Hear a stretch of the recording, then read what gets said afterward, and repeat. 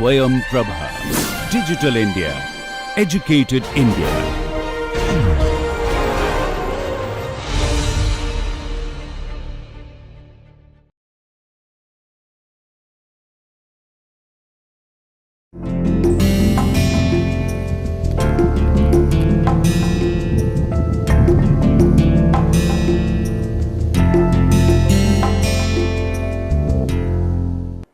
So, let us continue our discussion on precipitation hardened aluminum copper alloys. I have already discussed with you about the structure, free energy as well as the sequence of the phase transformation in the aluminum copper alloy. As you know, if I artificially age aluminum copper alloy, first phase which forms from the supersurface solution is basically GP zones, and then it followed by theta double prime, theta prime and finally theta. So, people have actually measured the hardness as a function of aging time to understand what actually happens. So, if I plot, hardness is nothing but an important mechanical property which characterizes strength. So, suppose if this is my strength of the initial supersurface solution, and as the aging time goes on, it has been found that hardness of the alloy goes on increases, reaches a maximum value and then decreases. So, this kind of curve, which is nothing but a hardness of the aged alloy at suppose 150 degree Celsius temperature schematically, is known as the aging curve. Hardness initially increases, reaches a maximum, then decreases. So, initial increase is basically because of the formation of the GP zones and theta prime, theta double prime. So, because they are coherent precipitates to the matrix, coherent in all along crystallographic directions, therefore, if a dislocation has to move through these to cause deformation in the phase in the alloy, it has to basically cross huge barrier because of the coherency nature of the precipitates. And once theta double prime starts transforming to theta prime and theta, the coherency is slowly getting lost between the precipitate and the matrix, and because of that the hardness decreases. Because once the coherency is lost, dislocation can easily cut the precipitates and move, but when it is coherent, dislocation has to use Orr-On's mechanism for it to cross over. So, because of that the hardness decreases here, hardness increases there. So, this is very important. So, therefore, in industrial alloys, if you want to make proper heat treatment of the industrial aluminum copper alloys, you must heat treat in such way that we form theta double prime more large numbers in the microstructure. So, the strength is very high, and that is what actually happened. Yield strength values of what I have shown you in the earlier slides basically correspond to the peak age sample, the sample which has the maximum value of hardness, and this is known as peak aging. Remember, this is artificial aging. Why? Because we are heating it to higher temperatures after quenching the sample. Now, how the transformation actually happens? It basically happens because of sequence of precipitations. Why the sequence of precipitations takes place? That I already discussed, that is mainly because of the activation energy barrier for the nucleation varying as you go from GP zones to theta. Schematically, this slide shows you that. If you see, this is delta G as a function of size, GP zones are a very small size, right, they are very, very small, and they are basically sheets of copper layers on the aluminum alpha phase. So, because of that the barrier is very low, because the matrix is coherent with the precipitates and strain is also low, because only few layers of copper, the barrier is very low, because delta G is nothing but minus delta G V plus delta G strain. As you know, this delta G V is basically comes from chemical free energy change, and delta G S is basically coming from strain. We want to have a more negative delta G V for the activation barrier to reduce, because activation barrier delta G star is nothing but 16 by 3 pi r pi gamma q divided by delta G v minus plus delta G s square.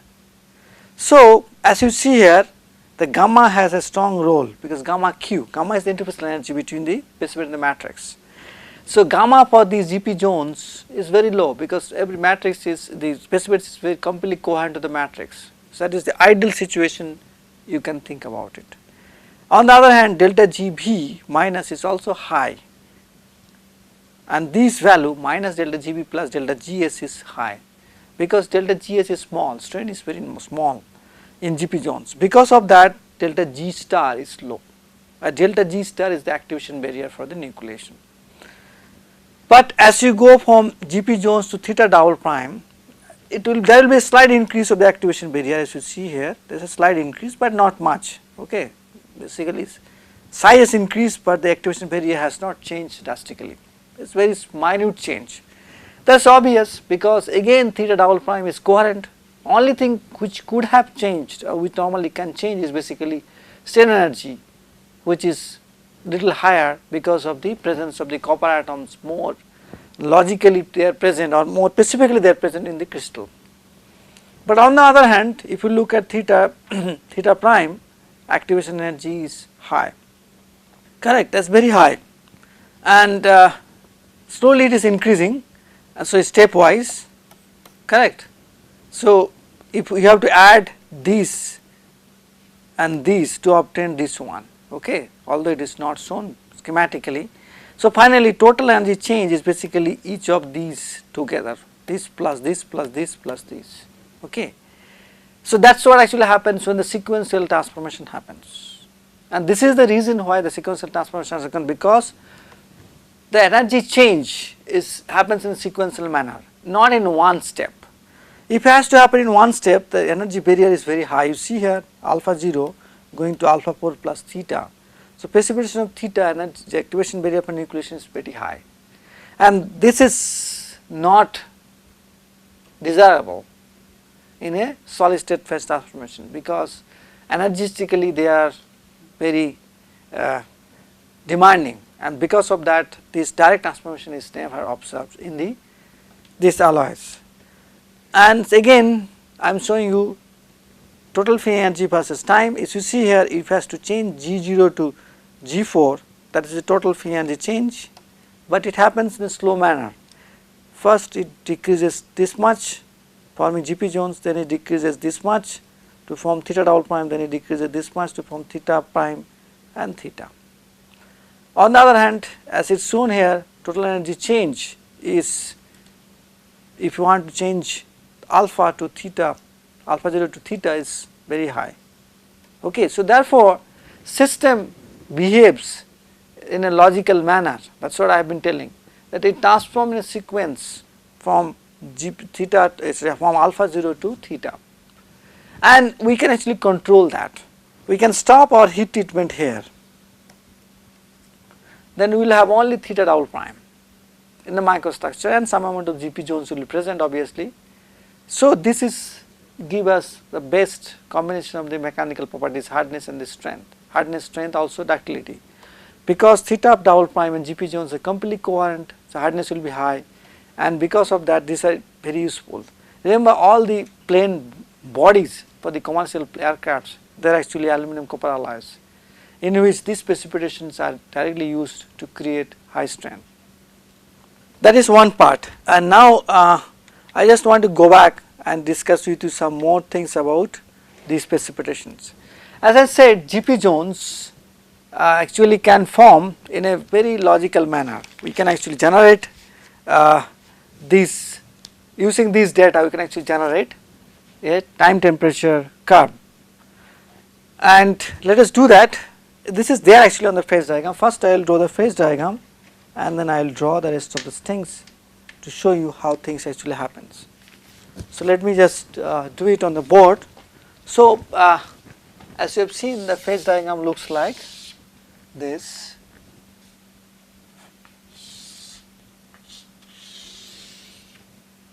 This is 660 degrees Celsius because this is aluminum melting temperature, and this is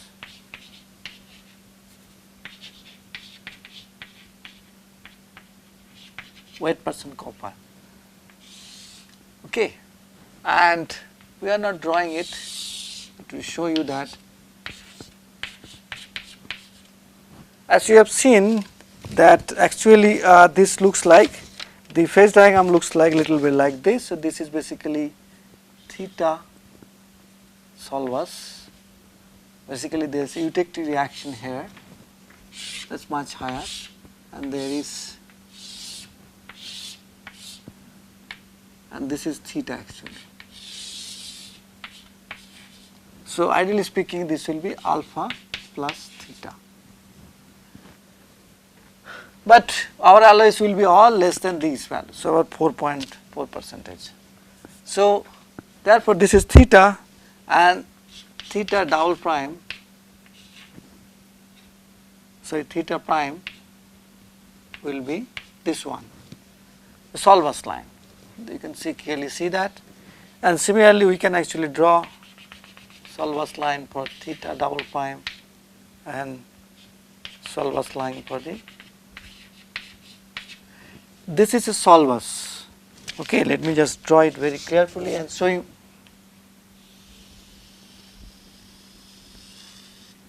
Why it is solvus? Because it shows you the solid solubility of copper as a function of time in the alpha phase. You see here it is decreasing continuously.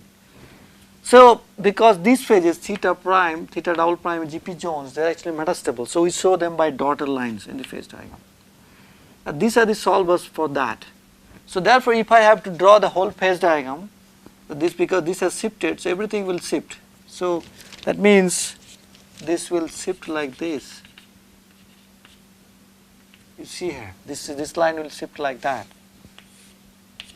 So similarly you can actually shift everything and do that. So this will also shift into this and become like that. So which normally not shown in the books. So let us not do that, but frankly speaking this is how it will look like.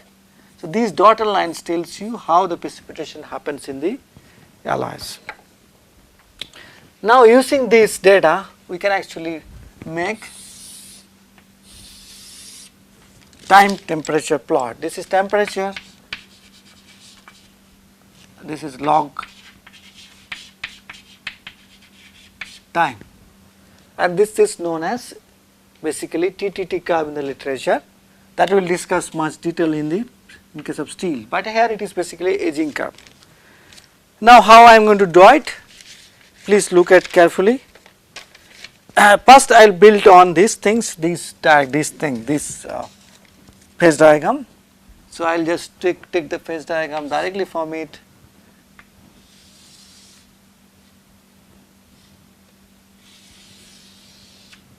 So this is my alpha, okay, and then one can draw it. It does not matter whether you keep it or not.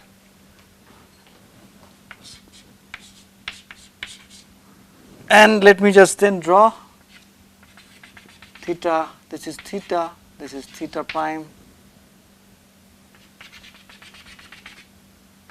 theta double prime, right, and then this is GP zone. Now if we simply drop a vertical line at about 4%, okay, copper. Remember this vertical line, although this axis is time, but we can actually transpose these things into here. So what I will do now? So obviously for the theta, this is a TTT curve, so it will look like a C-shaped, so this is theta, correct?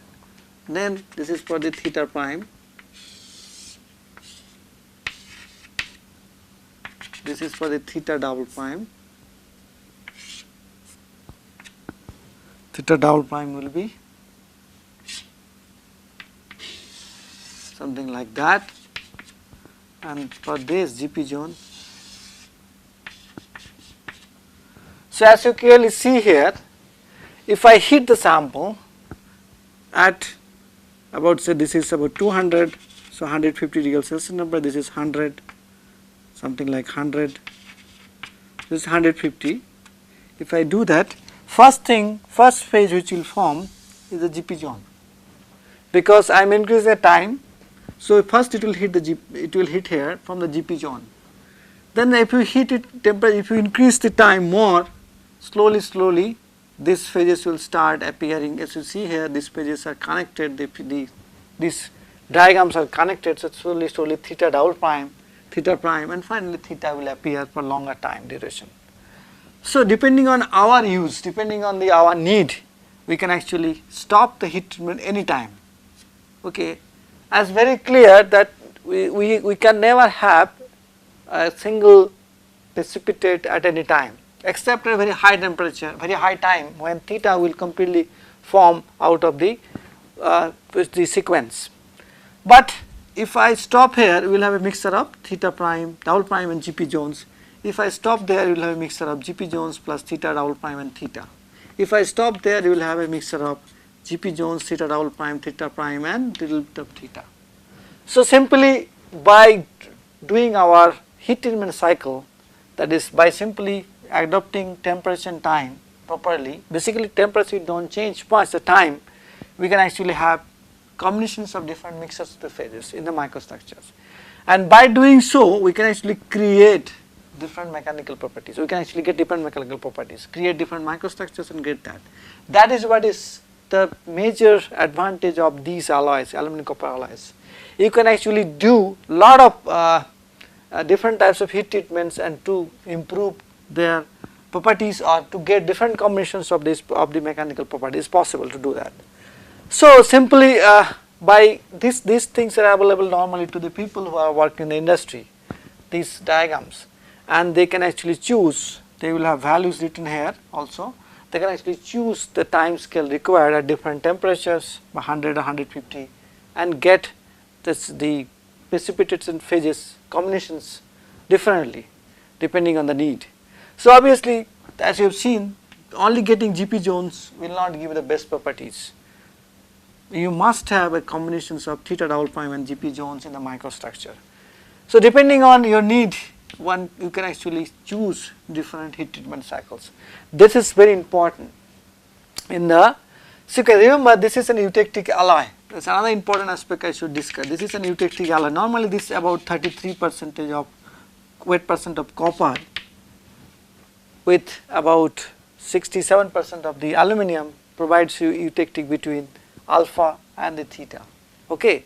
So all these alloys, although it looks like that if I have about 4 to 4.5% copper alloys, small amount of eutectic is present in these alloys. It's very difficult to stop that, because when they are actually continually solidified from the liquid, this although it looks like that this will have a single alpha phase, but because of the coring, in during the continuous solidification, there will be always some liquid left over at the end, and this liquid, as the copper is rejected into liquid, this liquid will have a very high copper concentrations, and that is one of the problem in these alloys. Because of that, some eutectic will be inevitably present, and this eutectics many cases actually creates in heat treatment, because although heat treatment temperature is very low, eutectic will not get affected, but the presence of the eutectic will hamper the mechanical properties.